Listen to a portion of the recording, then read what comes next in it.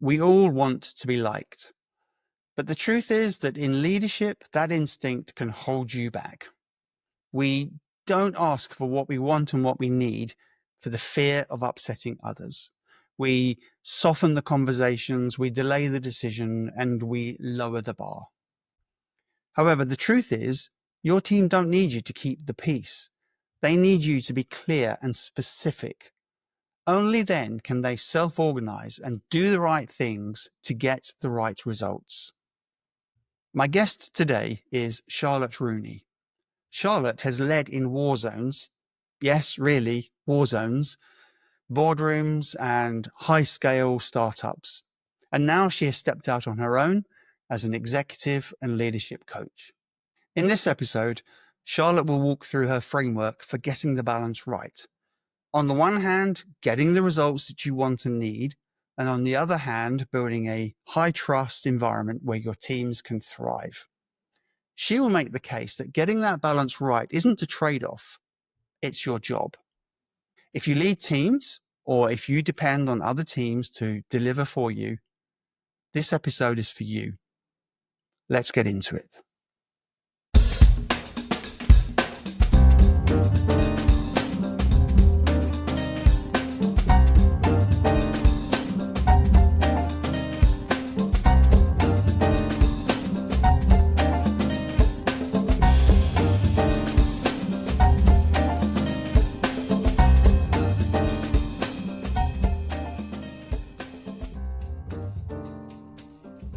Charlotte, when we were planning this episode, you were talking about the fact that if you're a manager or a leader, you have essentially two things to do. One is to get the right set of results, and the other is to build relationships with the right people. And that could be the people that work for you or people around you or even people up from you, your manager and your executive team.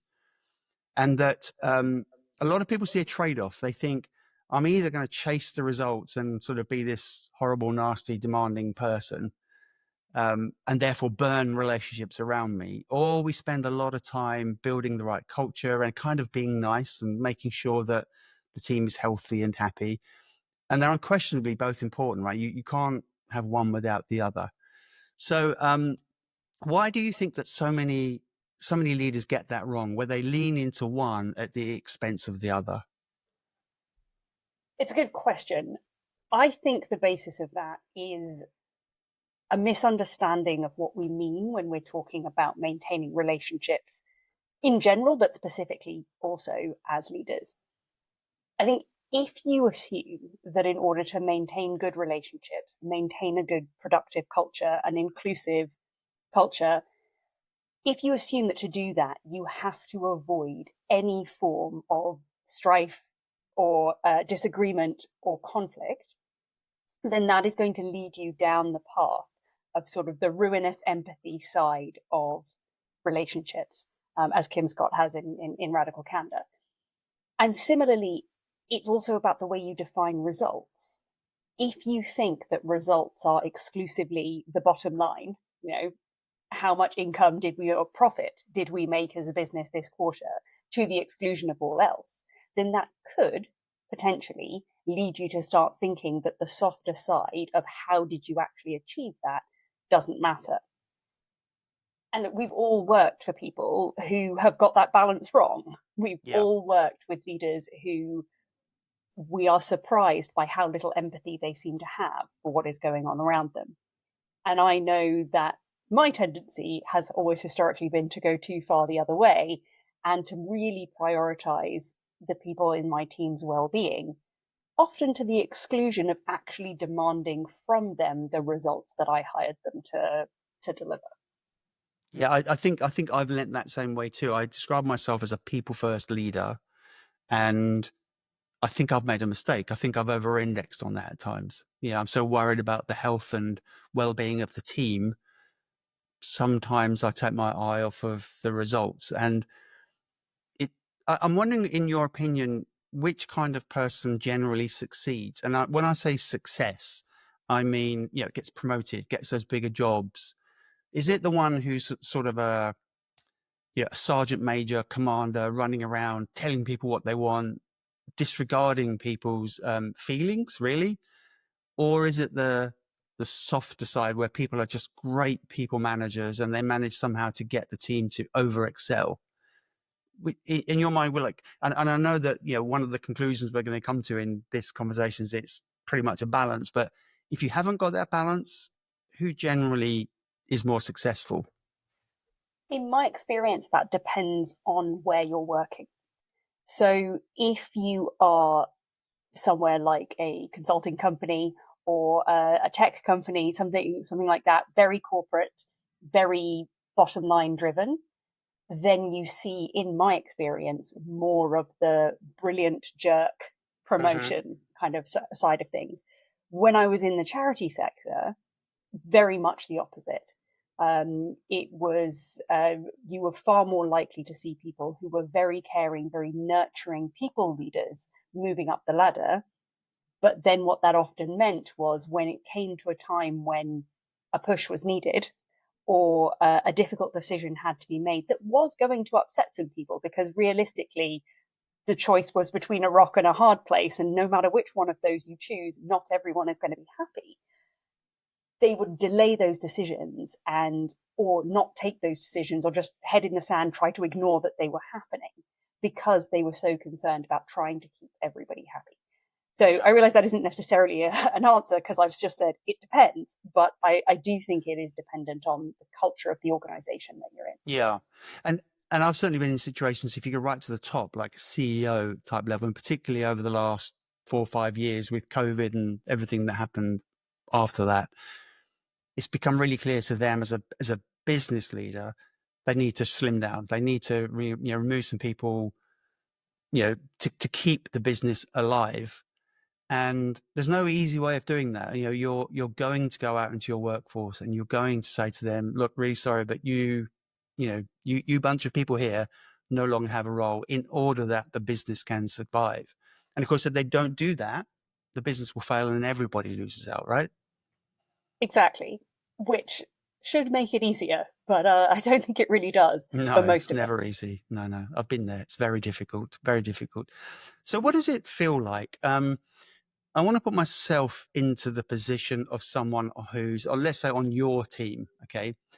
And you are, let's talk about the brilliant people manager. You're somebody whose primary interest is my well-being and how I'm, if I say feeling, I think we know what I mean by that. So you're really concerned about culture, you're really concerned about teamwork, you're really concerned about people doing well, but you're not very clear maybe on the results that you need. So you're not explicit. And I'm sat there maybe wondering, what should I do? What does that feel like to me? What's the impact on me as that person reporting into you? On the one hand, you are probably feeling very listened to, very heard. You're probably feeling very valued as a human, as an individual in the team under those circumstances. What it's probably costing you, though, is your sense of purpose and contribution, and the value that you see yourself adding to the team. You're probably also feeling pretty uncertain, and uncertainty is an absolute motivation and confidence killer. No matter how much you check in with someone about how their mental health is, or how their family are, or all of that kind of Mm. thing, if at the end of the day they are not able to see why their being part of the team makes the team better, what contribution they have made towards the goals that you're working towards, for most people, that's highly demotivating. Now I still work for you, Charlotte, but you're one of these commanders, right? And you're chasing around and you are driven really by getting results for your boss and the company, and its results at all expense. And to a degree you care about me because you want me to work, but really my feelings and how I am are so secondary to you getting the results that you need. How does that feel for me? Well, I'm not sure how it feels for you, but I can tell you that when I've been in that kind of situation, the primary thing that it drives over time is a sense of resentment, and of for want of a better term, being used. You feel as though I'm not important as an individual. Anybody could be put in this position and you would be just as happy. You, my leader, would be just as Yep. happy. So you don't care about me, you care only about the results. And if that can be delivered by somebody else, you're fine. And it also leads often to a sense of disconnection in terms of, in the first case that we were talking about, those people probably feel very connected to each other. They probably feel very much like a team. They probably are very eager and happy to help each other out. In the second circumstance, you either get a sense of us against them, so you'll get the team bonding together against you as the leader and complaining about what a jerk you are, or you'll get a really individualized experience where everybody is just head down trying to deliver as much as possible, partially because they're afraid that if they don't, they won't be on the team for very much longer. Sure. And then if I'm still in that team and you are Commander Charlotte and we're getting results, so I completely understand what you're saying about it almost doesn't matter, or it would feel to me like it doesn't matter if it's me doing it or somebody else. But equally, if I'm on that team and we keep hitting results and, the company all hands pops up and they say, look at Team Charlotte, they've delivered again. Do I not get a sense of satisfaction out of that? Is that not sort of rewarding? I think it would be for me, and I think it would be for a lot of people. But the question is, would it not be more rewarding and more satisfying if you were getting those results and also feeling as though you were personally valued by your manager? And having felt more personally valued, would you have been motivated to work harder and enjoyed it more and therefore delivered even better results? And I think Got the it. answer to that is yes. I think all of the evidence points to that being true. But you're right. It's not as though everybody who's working for a leader who is not particularly emotive is hating every second of it. It can suit some people as well to just say, do you know what? I'm here to work and that's all I want to do. And I just want to be told what to deliver and I'm going to deliver it, and keep your touchy feely stuff to yourself. Yeah. If that is someone you have in your team, then being able to flex your style as a leader is going to make a huge difference to the results Yeah. you're able to deliver. And you touched on something very interesting there, which is, and I'm paraphrasing, but it sort of depends on the person, because you're right. There will be some people um, who don't want the touchy-feely stuff. They just want literally to be told what to do, and then I'll execute. Let's flip it. Now I want to understand what it feels like when things are balanced. So you've got a leader who is driven by results, because I think we can all agree that if you're not hitting results, somehow it's sort of pointless, right? You've got to be hitting the results. But they're also a really good person manager. They're managing the team very well. The culture and the vibe and everything that you're trying to build in the team is right. What changes? What feels different, and what delivers better? So when everything gets right and the balance is correct, I feel better as an employee, and I guess that you feel better as a leader. But there must be something else, another dynamic that just raises everything and makes everything better. Yeah. So I think when you manage to get the balance right and everybody in the team is feeling as though they're very clear on what they need to deliver, so they understand the results that you're driving for, they understand the route that you are taking to get there, and their role in that and how they contribute towards those results, then that gives that sense of purpose, which is motivating for a lot of people.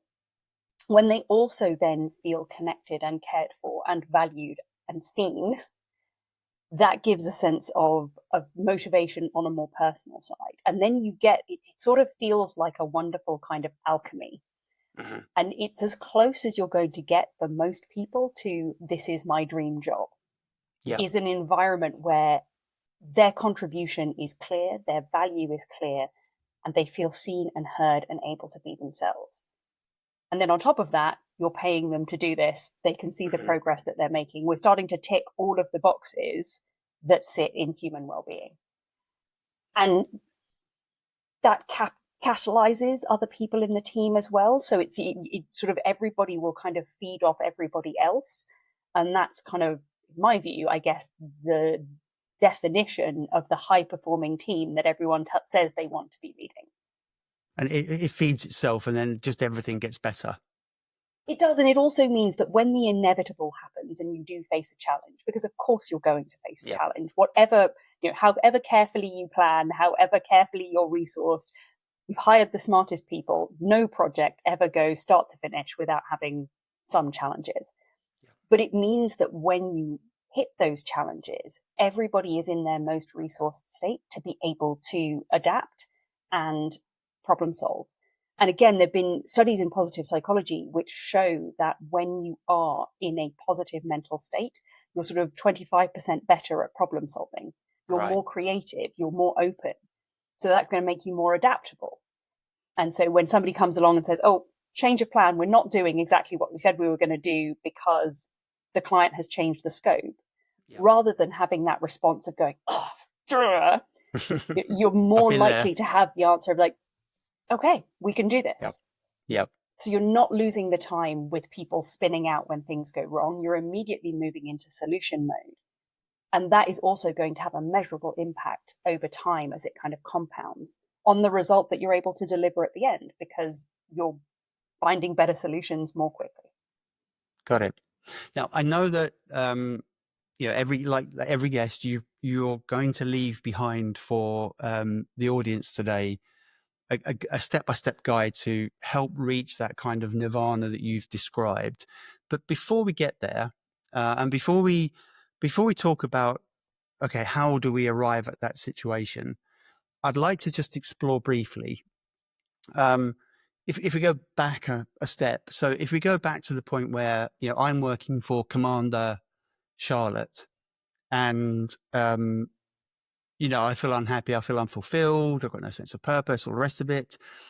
What should I do?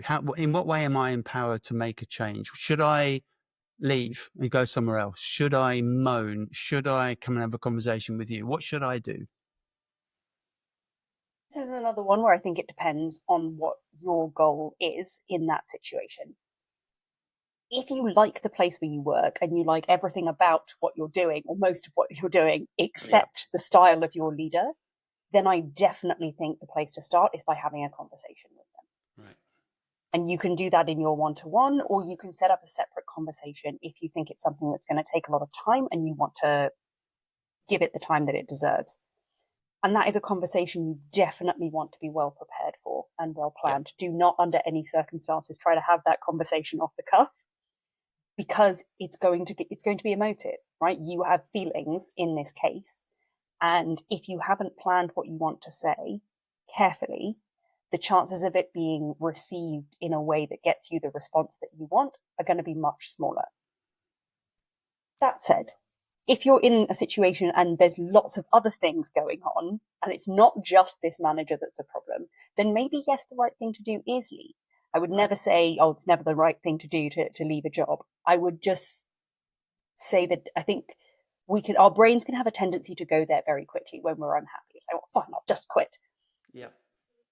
But there's often circumstances in which you can make things a lot better and stay where you are. And actually, if your ambition is to be a leader yourself, the personal growth and the skills that you are going to develop by having that more difficult conversation with your manager, by making a plan to make things different, by building that resilience, is going to put you in such a stronger position in future, whether you stay in that company or not. Yeah. So I would usually encourage people to give it a go, try to make it better where you are, because even if that fails, you're going to have got the value of having learned how to do that. Got it. And you touched on it there. If you've got, Commander Charlotte, who is unemotive and doesn't understand people's feelings and the softer side of managing people, if you go into that conversation with emotion and sort of feeling, it's not going to compute, and there'll be a bridge, and you'll come out of it worse. Is that fair? Yeah, I mean, I think it will be probably a very frustrating conversation for you, because yes, they may not understand what you're coming from, and why you're asking for what you're asking. And if they are truly someone who is much more logically driven than emotively driven, or potentially they're someone who's on the spectrum, Yep. then if you try to explain something to them in purely emotional language, they aren't necessarily going to understand it, and they're probably, or well, they are more likely to reject your feedback as being unimportant because they don't properly understand it. Got it. So again, maybe we'll dive into that a bit later, but if I am, let's put me in that situation where I am emotive and I've got this boss who is unemotive. I guess it's me that needs to change, or I need to adapt. I need to prepare myself in a certain way to communicate. I can't expect Commander Charlotte to change for me. I need to change, right? When I have that conversation. When you have that conversation, you definitely want to be thinking about matching Commander Charlotte's style as much as possible. Yeah. Sorry to In pick on that you, by the way, conversation, Commander Charlotte. in that conversation, you can also, you absolutely can make a request of the commander to change the way they're behaving. You're going to want to be very explicit about what you ask them to do, so that they can sort of almost follow your direct instructions. Got it. But you're also right that just because we request a change from somebody does not necessarily mean that they're going to comply. Yeah. So there is also a piece that sits with you, and that is about deciding if you wish to change the way you respond in this circumstance. Yeah. If you make the request and they say, no, it's not going to happen, or they say it's going to happen and then it doesn't, it's then up to you to decide, as the person who is in charge of and responsible for your own experience, do I wish to respond differently? And therefore, do I wish to change the way I think about this situation so that it feels differently to me? Or is my response to having my request denied that I want to remove myself from this situation? Yeah. And I would imagine that the worst thing that I can do is either have that conversation or not, but then walk around my team telling everybody how bad it is and moaning and dragging everybody else down with me, because maybe it's only me that is experiencing this. So to go out and be toxic is absolutely the worst thing that I could do. It is, not only because it impacts the experience of everybody else around you, but also, quite frankly, that's going to be the worst experience you can possibly have. Yeah. So, I mean, by all means, have a complaint with a good friend or a partner or something, get it out of your system. Mm-hmm. But continually sitting and ruminating on everything that is wrong, I mean, the only thing that is guaranteed to do is make you feel terrible. Yeah. So let's look at the other side of the coin now. Let's be the leader, and maybe I am very focused on the team well-being, but I'm under pressure because I'm not hitting my results. So I've sort of got the pressure coming the other way. Yeah, you're on a great team, but frankly, you keep missing deadlines, and the results that we're getting from you is not correct. Then I need to change, right? I need to change my approach to my team. And now I've got to do something which is going to make me very uncomfortable, which is to go out and be quite direct, change my behavior and say to these people that I've built up great relationships with, this is no longer friendly Charlotte. This is now a touch of Commander Charlotte, because I can't quite be Commander Charlotte, but I'm going to be a little bit Commander Charlotte here. So I've got to change. So I guess that would put me as that leader in a slightly uncomfortable position too. It absolutely does. And this is the one that I see very commonly with the people that I work with. Much more common in the people that I work with, that they are very, very motivated by making sure that their team are okay. They work in high pressure environments. The workload is immense. Yep. And their main concern is, I don't want my team to burn out. Yep. And that will often show up with them. So, for example, they'll be very clear with their team. Well, no, the workday finishes at 6. You shouldn't be working any later than that. You should go home. Yeah. Yes, absolutely. You should take you should take that half day and go on that, paintballing trip with your girlfriends before your wedding, that kind of thing, which is lovely. But what it then translates to for them often is a sense of resentment, because their team do what they say, and they take they prioritize things that aren't their work.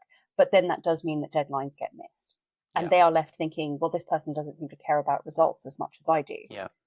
Whereas actually they have set up the culture by telling them not to care as much about results. And so making that shift is definitely uncomfortable. Right. But I think it's most easily approached by starting from the first principles, right? Which is to agree with your team that you are all aiming for these results, that you really are trying to get there. Yeah. And once you have everybody on board with that, that yes, we do agree that by the end of the quarter, these are the deliverables that we should have as a team delivered. Yes, we all feel like our workloads are high. Yes, we might be feeling like it's unreasonable that we don't have 3 extra people on the team. Mm-hmm. All of these things are possible. But if we agree on where we need to get to, then you can start having a very different conversation about how you do that without going too far the other way and everybody working till midnight all the time. And I'd like to explore one more situation before we get into the how-to. And that is, I am this aggressive, results-driven leader. I push my team relentlessly, really, because results are the most important thing. And I realize that I'm losing my team. My team are disconnected. They're unmotivated. They're resentful. All of the things that you have described. How do I, as that, I'm going to say unfeeling leader, how do I change my behavior? Because, again, that's another piece of discomfort for me. I've now got to start leaning into the relationships part of this and not giving up on the results. Yeah. I mean, the first place you've got to start is by acknowledging to the team what you've acknowledged to yourself. Is So that the like a fact, confession, like an emotional kind of like, I'm sorry, I've made a mistake here? Or is it, what I does that mean, look like? it can be. It can be that. I mean, it can also be as simple as, hey, I'm noticing that we're all exhausted. Right. I'm worried that we're all burning out. I appreciate we've got some really hard deadlines coming up right now. And I know I have been driving towards them. I'm under we are as a team under pressure to deliver these things. But this way of working is not sustainable.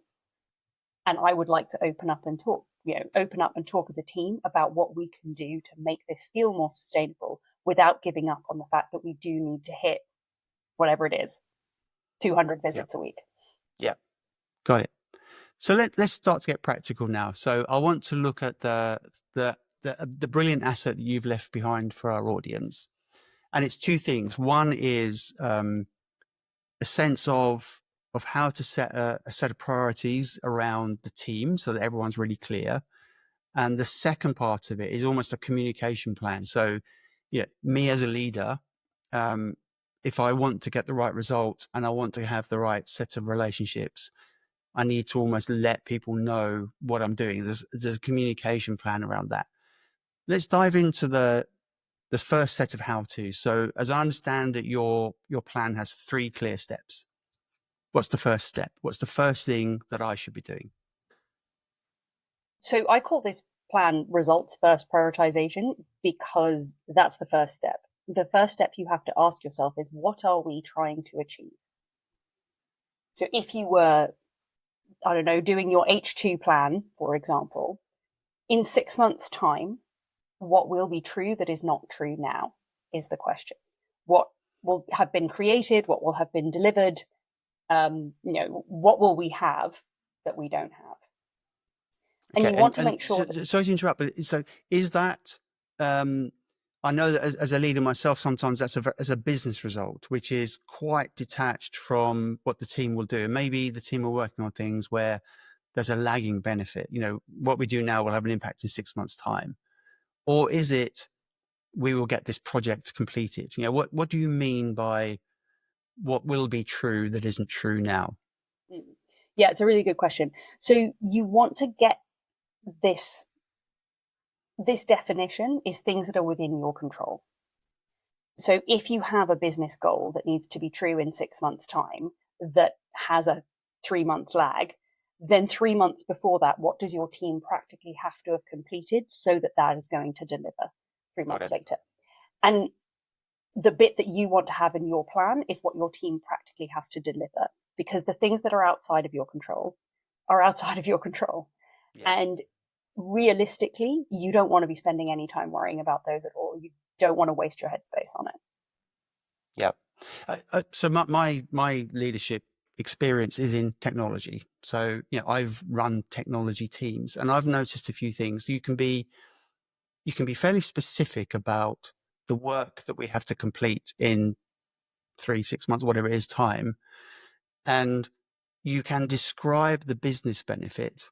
But I've noticed that a lot of people will then question me and say, why are we going for, I don't know, enterprise customers when really I think that the business benefit is with small businesses, for argument's sake. Um, and then there's the follow-up, which is, yeah, but marketing have got to do their job. And what about sales? Why aren't sales doing this? And why haven't financing got the pricing right? So it's almost like people are sort of questioning the value of the goals that have been set because they see weaknesses or dependencies all around the place. And that, I've noticed, builds up a little bit of, I'll use your word, resentment almost. Like, these people don't know what they're doing. If only they'd listen to me in engineering here, we know the truth. We know what we're doing. Why don't they come listen to us? And this is exactly why we're talking today about results and relationships. Because yes, absolutely, this is the way the real world works. Unless you are a solopreneur who gets to make all of these decisions yourself, there's definitely going to be times when you rely on other people to do things to achieve a business result. And it's very frequent that other people have competing priorities. The marketing department has KPIs that they need to hit, and the engineering department has KPIs, and the person who set those didn't necessarily see how those meshed together. Yeah.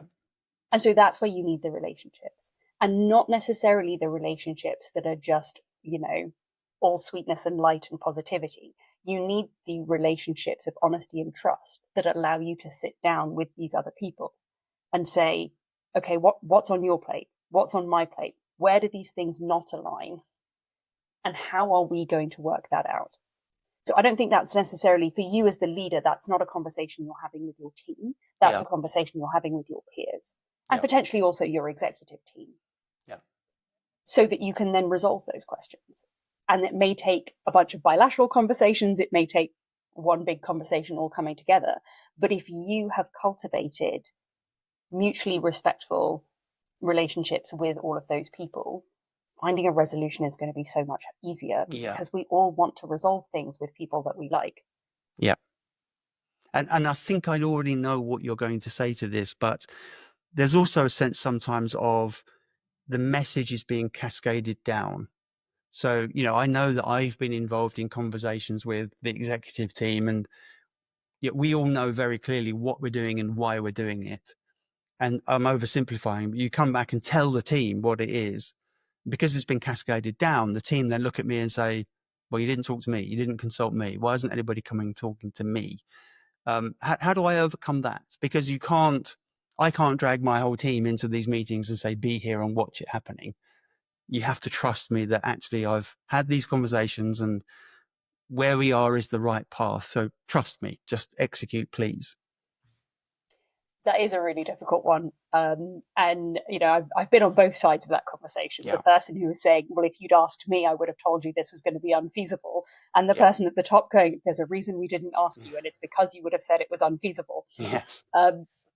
So I think it is one of the difficult parts of being in sort of middle management, right? Is the fact that you have an upline and a downline to balance. I think depending on the topic, assuming that the topic is not one of great confidentiality, I have always erred on the side of total transparency and just explaining to said person what the rationale was for that decision. Yep. And if they sort of say, well, why didn't you come and talk to me? You can say, well, because we had the information that we needed to make the decision from this source and that source. And this is how we got there. And this is the decision that we've made. Got it. And I mean, just to sort of go down that rabbit hole a little bit more, sometimes those conversations are, and I'm oversimplifying, we need to slim down the workforce. So we need to do these things, this organizational change, this reprioritization, this new business goal, because we need to remove some people from the team. And I've been there and it's really uncomfortable.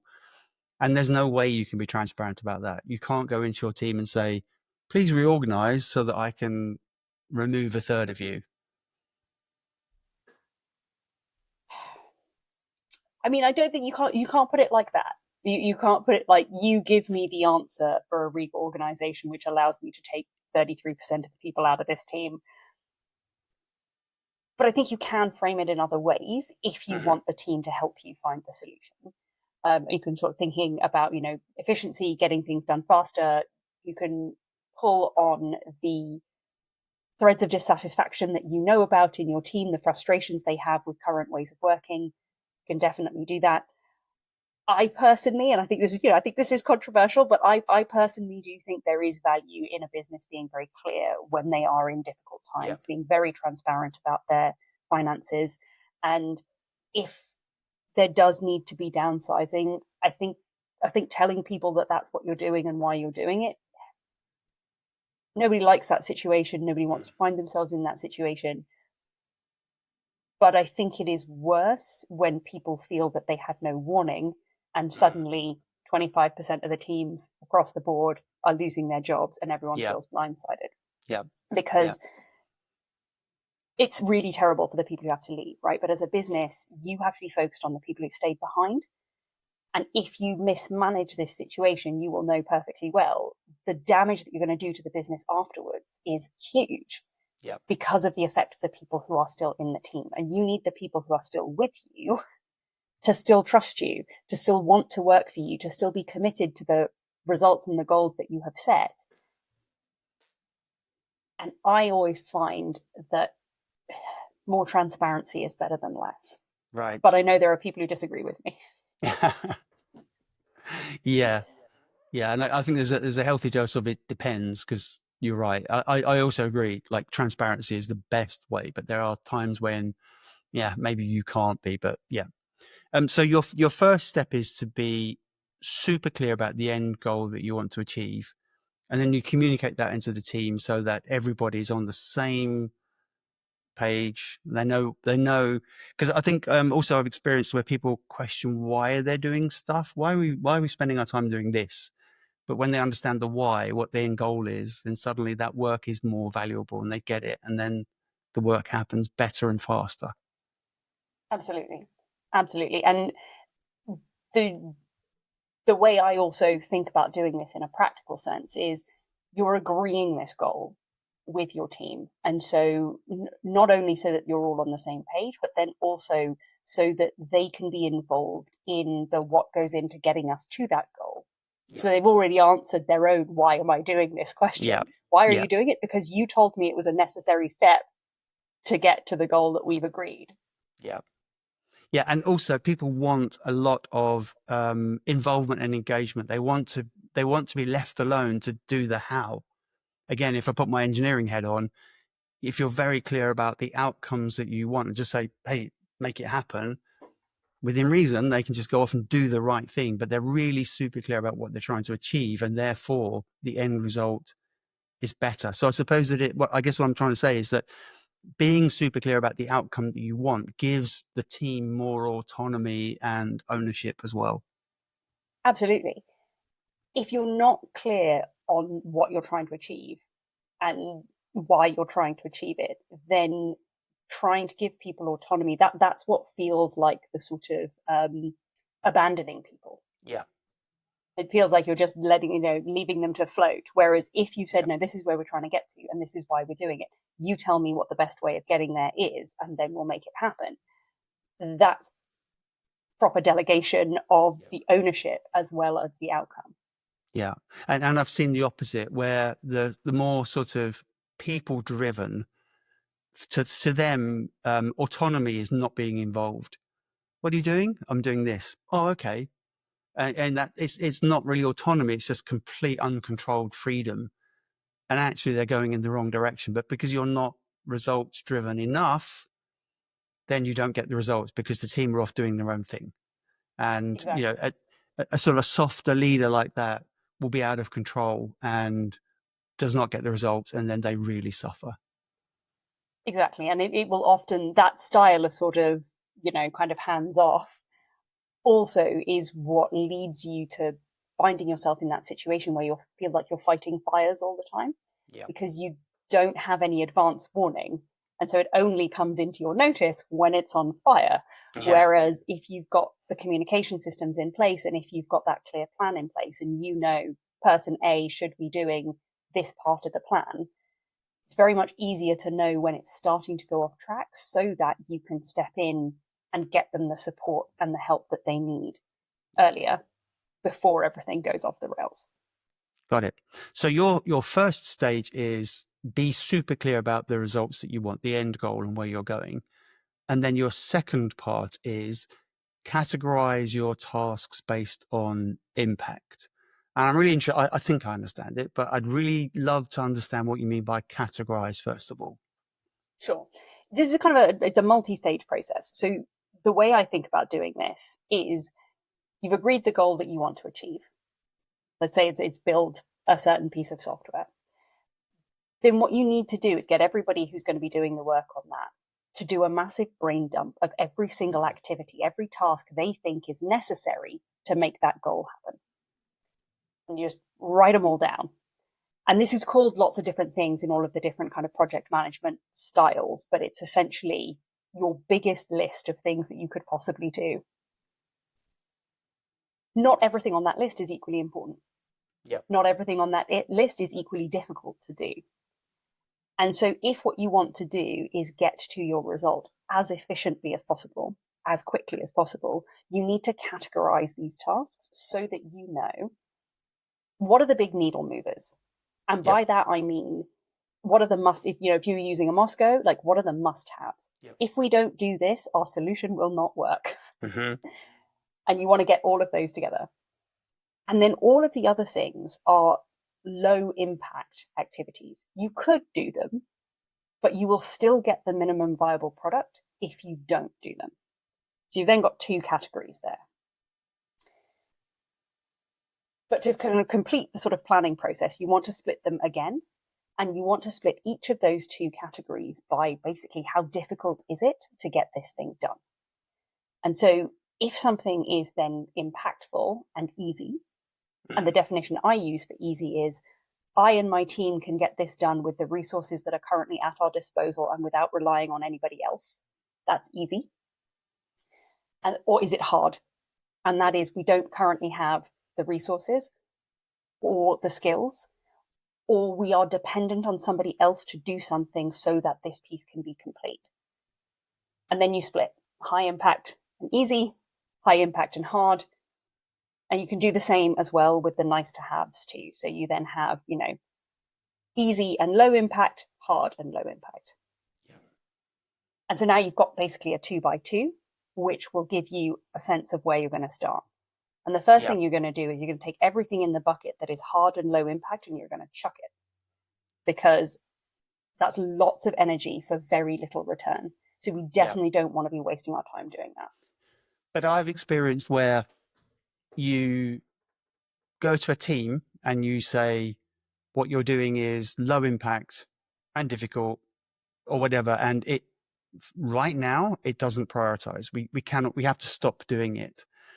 And that team can become very possessive, very offended that you're going to take away their work. And they will say to you, but it is important. Again, if I put my engineering head on, it will be, I need to re-engineer this thing so that it scales better or something. And there's not really a direct link to now customers can pay for things on the website. It's just sort of some engineering thing, but they get very possessive over that work. And if you ask them to say, okay, I want you to stop that and I want you to start working on this, they find all sorts of reasons to resist and say, you're wrong. Yep, that can definitely happen.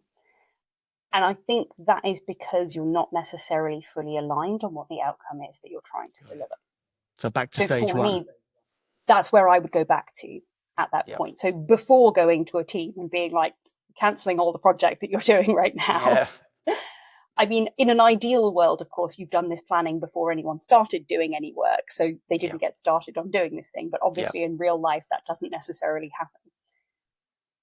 So I would go back and I would start the conversation with them from first principles, which is getting everybody realigned about what we're actually trying to deliver. I was going to say, I mean, if at all possible, based off that principled discussion, you would ideally be able to lead them to the point of them deciding that actually they want to change direction because they're not having as big of an impact as they could. Right. Again, ideal situation, that may Yeah. not always be possible.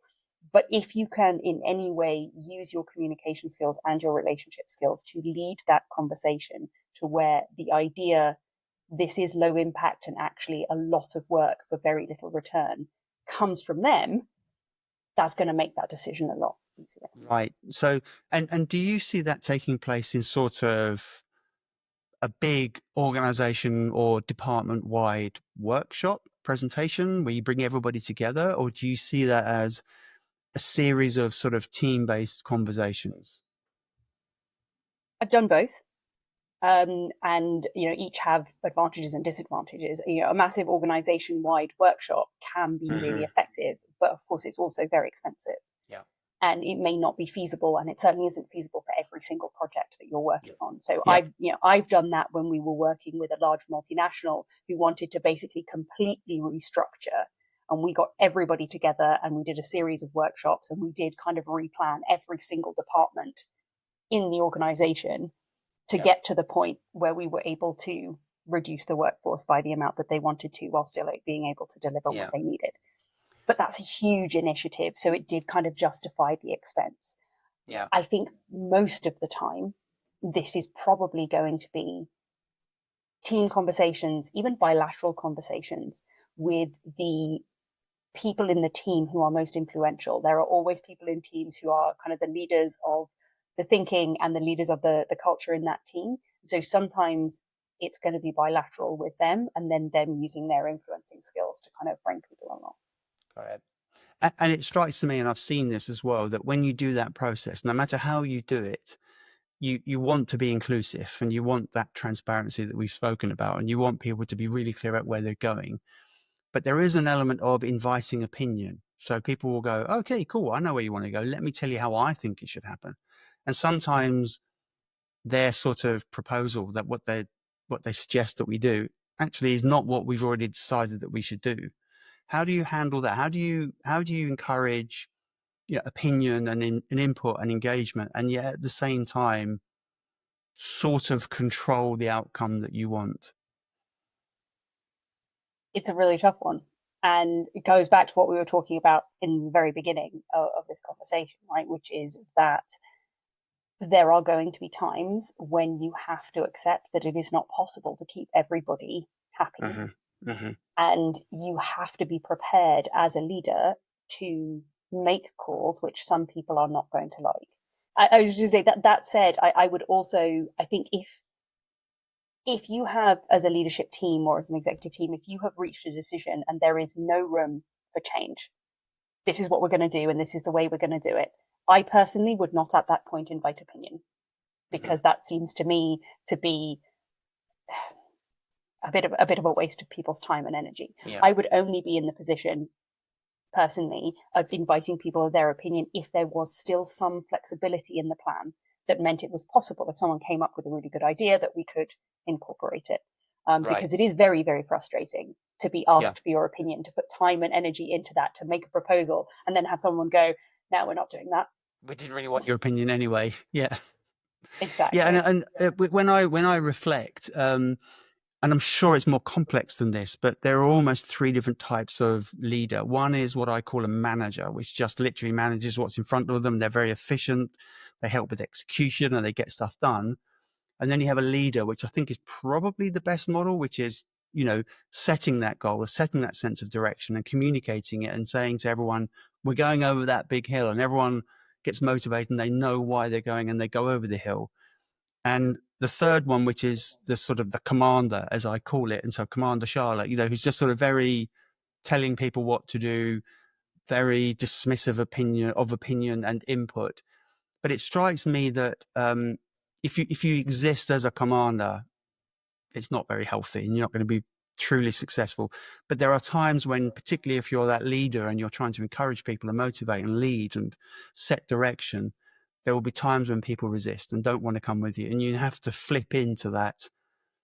No, we're doing this. And um, it seems to me that very often there's a shortage of leaders saying, I want this. I think some people are very scared about saying, I want this, and they leave it a bit open.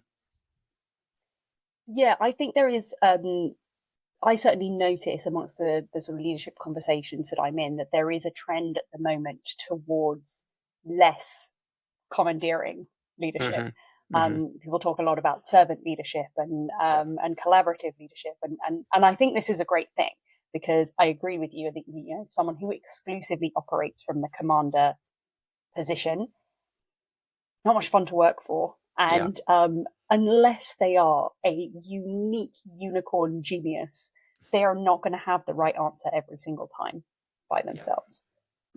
So we've spoken a lot about setting that very clear goal, the direction, and being explicit about what the end result is that you want.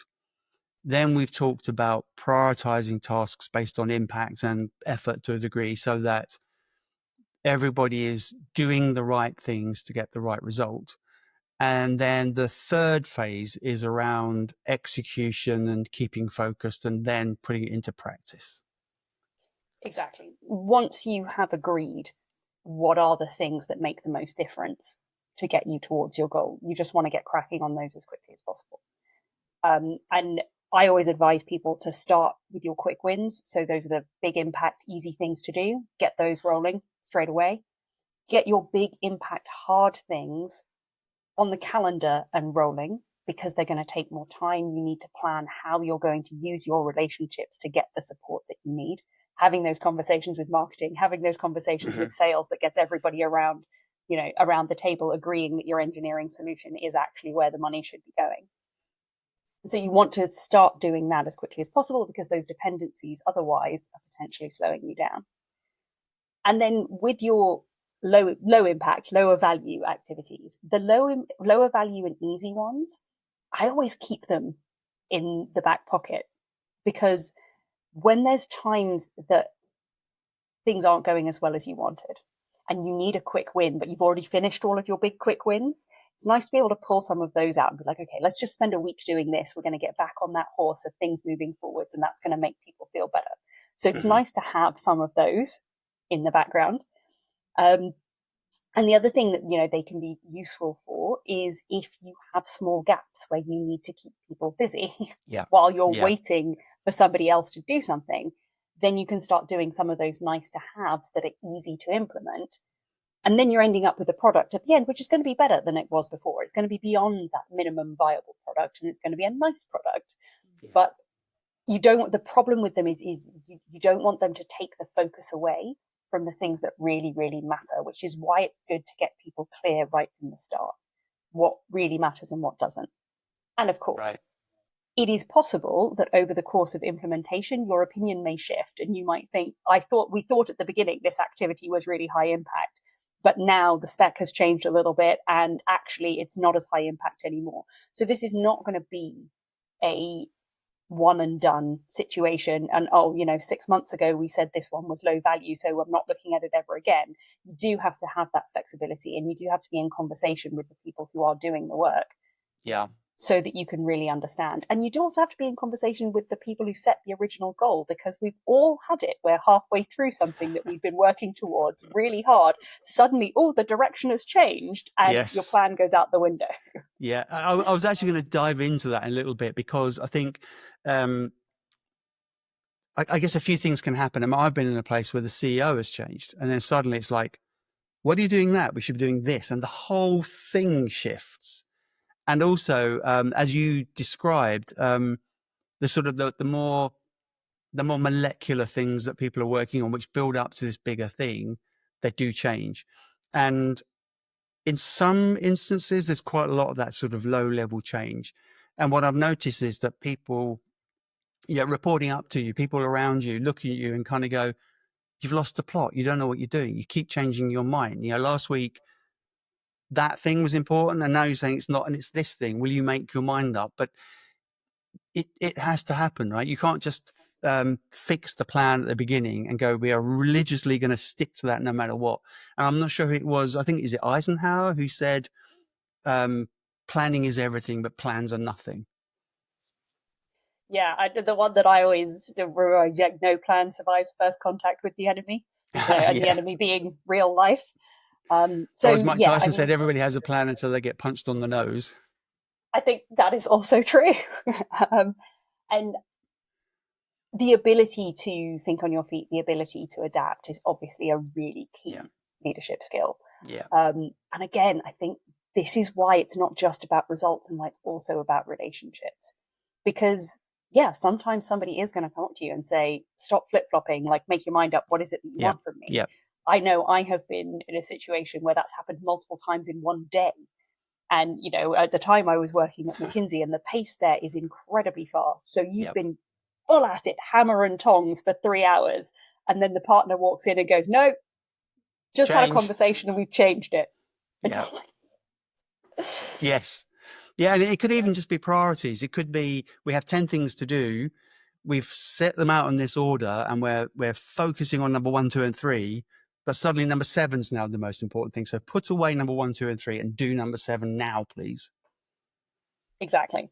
And these are just the realities of what getting things done is like. And so I think that, again, I'm going to come back to being, I think transparency is the way to go. It's explaining to people why it is that the priority has changed in as, you know, as much as you can share and as much as you know. And sometimes it's also just a sense of going, do you know what? You're right. This is really frustrating. I'm sorry that we keep changing priorities, but this is the reality of what the client is asking for. Yeah. And we've just got to deal with it. Yeah. And also, I think a good leader takes responsibility for things that go well, but also things that don't go well. So when you're in that situation and you are the leader of a bunch of people and priorities change upstream, to what degree do you take responsibility for that and sort of almost take it on your own chin? And to what degree do you pass responsibility up and kind of go, look, it's not me, it's those people up there? That's a really difficult balance, because as a leader, you are a representative of those people up there. Yeah. And essentially what you're choosing at that point is which camp you're jumping in. Are you jumping in the leadership camp or are you jumping in the worker camp? Yeah. And it can be really tempting to want to jump into the trenches and say, you know, you're right, those jerks up there, they don't know what they're talking I'm about. with If they you. could only make their minds up, that kind of thing. Yeah. Yeah. That is most likely going to damage your leadership I potential agree. in future Yeah. and your relationship with the people that you're working with. So Yeah. I think obviously there's nuance, but as much as you can, you want to align yourself with the company line, and Yeah. you want to be saying, this is the decision. As I understand it, these are the reasons for the decision. You want to Yeah. acknowledge the feelings that people are having. I think it can also be helpful to acknowledge your own feelings and say, yes, I found this change bewildering. Or to begin with, when I first heard about this, I didn't understand why we were doing it either. But I've talked to people, I understand it now, and I'm here to answer your questions. Got it. Yeah, and I think So, it comes back to what you said at the beginning, which is about being really clear about the goal. And if you can keep attached to the goal and the outcome that you want, the fact that priorities change or the customer changes their mind or something is just an input into that, but we're still heading towards the same goal. exactly, exactly. And, you know, in the time when the goal changes, well, you know, then you Yeah, start the process from the beginning again and you get yes, people that's aligned happened around as that well. goal. Yeah. So we've got a really clear 3-step plan, which is be very clear about the goals that you're trying to achieve, the outcomes. Then it's about prioritization and looking at the impacts and the effort required. So you're all focused on doing the right thing. And then it's about execution and being adaptable and looking for change and accepting that things will slightly change, but at the end of the day, keeping really focused on that end goal. Now, you also talk in your download that you've left for us about communication. And so we've spoken quite a lot throughout all of this about communication, about how you communicate what the goals are, how you communicate with the team that believes that what they're working on is really important when actually you think it's not, and how you communicate the importance of keeping on track and changing priorities. if I am that person, if I'm that leader, and I'm in that middle sandwich where I've got customers and leaders above me telling me what to do and adapting things, and then I've got a bunch of people that I need to motivate. What kind of skills do I need to lean on in order to be a really clear communicator? And by the way, I'd like to think about communicating down, but also communicating up, because sometimes maybe I would need to push back. Yes. So when I think about being a really good communicator in a leadership position, you need to know how to be clear, how to be concise, and how to be compelling. Because communication isn't just about relaying information from one side to another. It's also about how you motivate and persuade people to take action based on that. So when I think about the skills that you need in that communication role, I always start with a simple framework, right?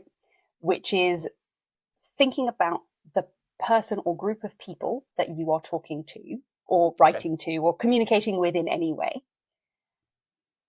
And thinking about when they have consumed your communication, what do you want them to be thinking? How do you want them to be feeling? Mm-hmm. And what do you want them to do?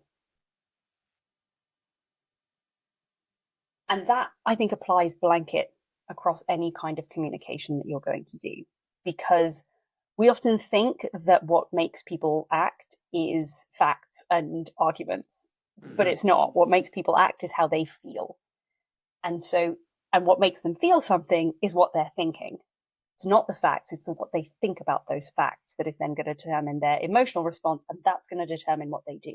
So if you think about all of those things in every communication, then you are going to be much more successful in getting people to do what you would like them to do, even when you're getting them to, say, for example, completely change track because it turns out that the work that they were doing is actually on your hard to do and not very impactful list. Got it. And I've heard that people almost make their own reality. I mean, we're all individuals, and even if we're in the same team, same company, working on the same project, we all got a very slightly different point of view about things. And so even when I'm communicated to, I can sort of interpret it and sort of apply it to my environment and what I'm going through, and therefore might come up with a very slightly different perception of it. So I guess that what you're saying is, if you're super clear, I like that. Was it clear, compelling, and concise? Wasn't it the three things? Concise, yeah. So if you as a leader are clear, concise, and compelling, it's more likely that you're going to get everybody in the same reality. Yeah, exactly. And the concise and clear bit is even more important when you're communicating upwards. Because, I mean, you know it as you have gotten more senior, right? That, your headspace, your ability to think about things that aren't blowing up right in front of you gets smaller and smaller and smaller the more senior you go. And so you have less and less time that someone can really pay attention to what you want. So when you are communicating with people who are stressed or people who are very busy, you want the first thing they hear from you to be the most important thing, the conclusion of your communication. Could you And that feels elaborate on that? When you say the first thing and the conclusion, almost like you're saying, sort of cut the waffle, go straight to the point, and then justify. Is that what you're saying? exactly. It feels really backwards to most of us, right? Most of us are used to kind of laying out our reasoning and then saying, it's cold outside and it's raining, and so therefore I think you should take an umbrella.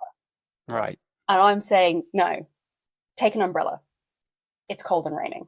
Right. And again, you have to be a little bit careful with that if you're not in those circumstances, because it can come across as abrupt.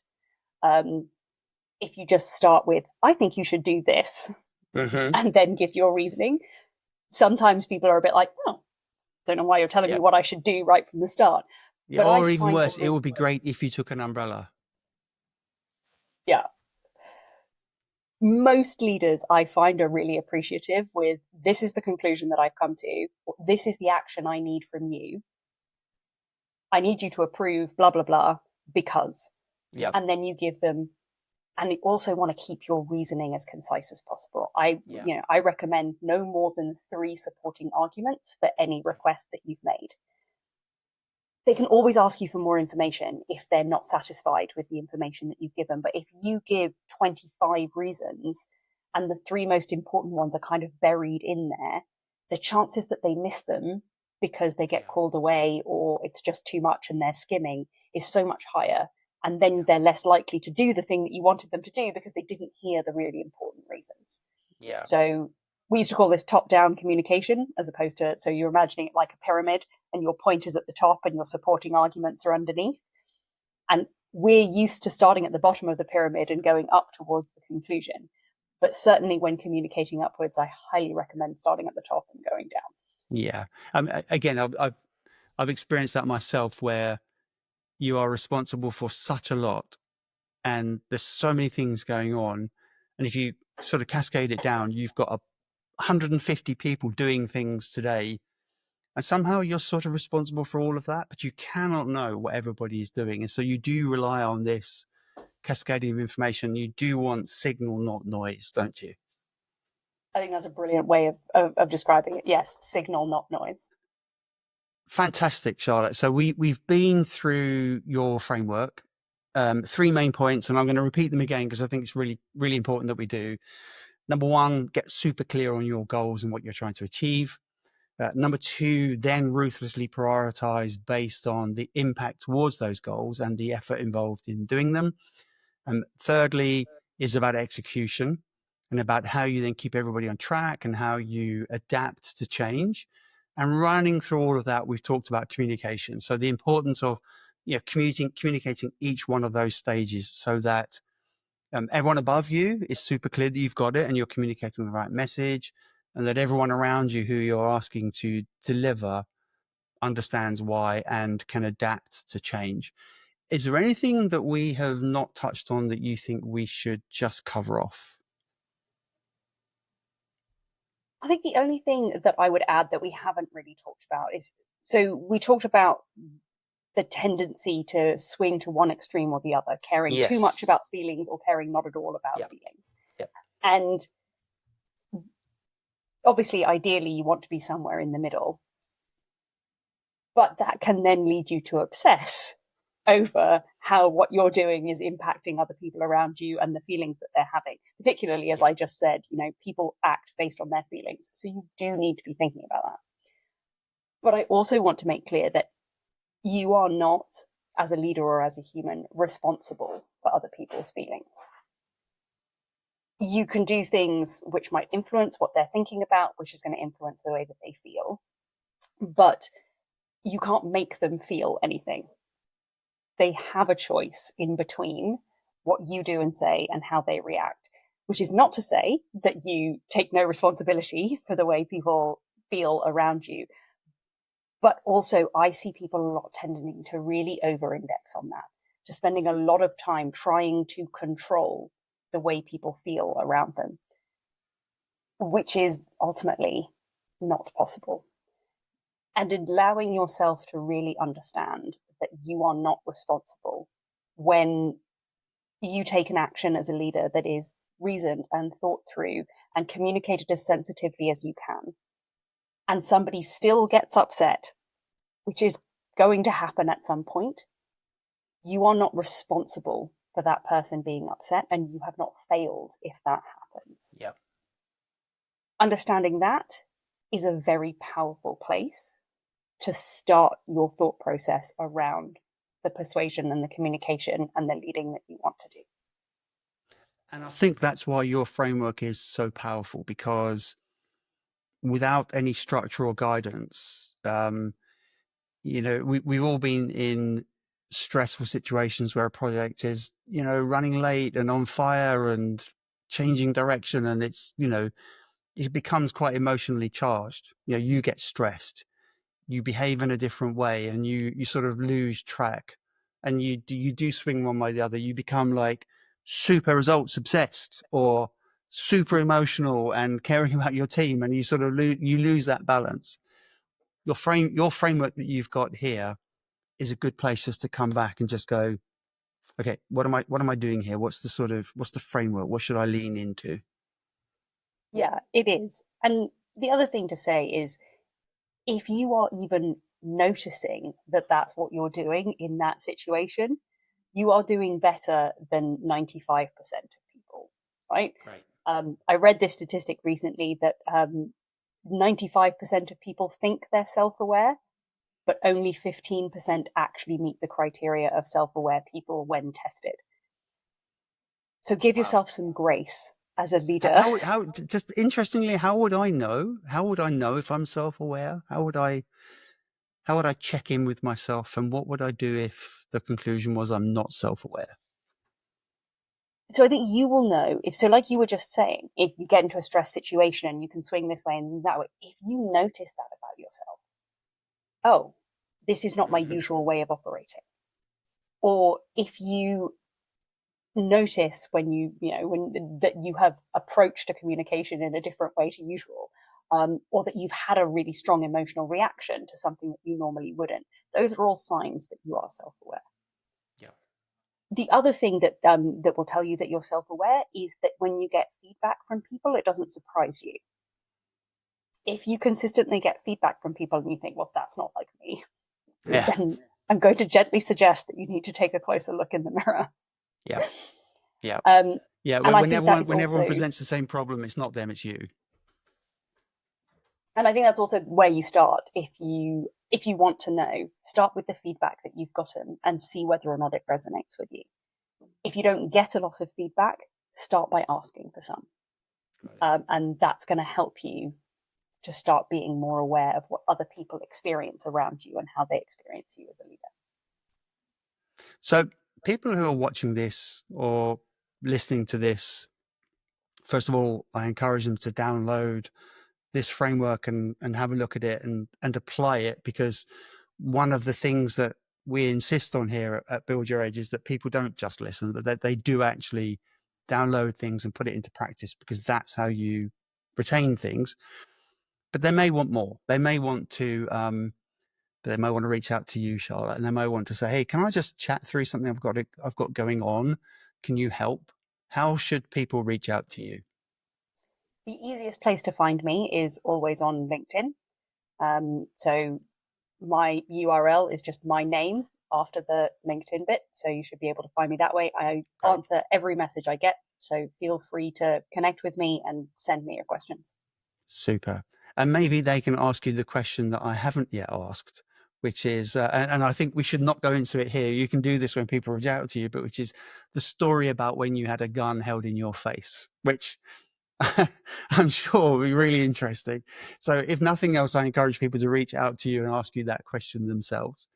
Um, Thank you so much indeed, Charlotte. This has been really, really useful. I think, I've long myself struggled with this balance between, I guess, being nice in a sense. Like, you just want people to like you. You don't want to hurt people's feelings, and you want to, bring everyone on that journey together, and you want a good culture versus, you know, like getting results and driving hard and making sure that everybody's doing the right thing and working hard and all the rest of it. And it is a real challenge. It is a real balance to get it right. And you do flip flop and you're never quite one or the other. And I think what we've been through today is a really fantastic framework to lean on. And, even if you don't find yourself in that situation now, even, if you're not in a situation where you're recognizing that you're over indexing on one or the other, pulling this down and reading through and going through it prepares you and puts you in a better position so that you can, cope more easily with it should it happen. And I think it's really good leadership training. If you want to move up into, more senior leadership and more senior management, this is something that you need to get right as a basis point, I think. I would agree. So And it is challenging. So if as you say, you have been very senior and also find that there were times when it was easier to do than others. So I think if you're listening to this and you're thinking, God, I don't think I could ever get that right, just it's a continual journey. Yes, yes. And it can happen if you're a manager of 3 people. It doesn't have to be, you know, that you're the chief something officer of a company. If you're responsible for people and work, you're in this situation. So thank you very much indeed, Charlotte. I hope that everybody who is watching or listening gets something out of this. Please download the asset, go through it, and reach out to Charlotte if you want more information or some help. So thank you, Charlotte. Thank you for having me, Jeremy. It's been a real pleasure.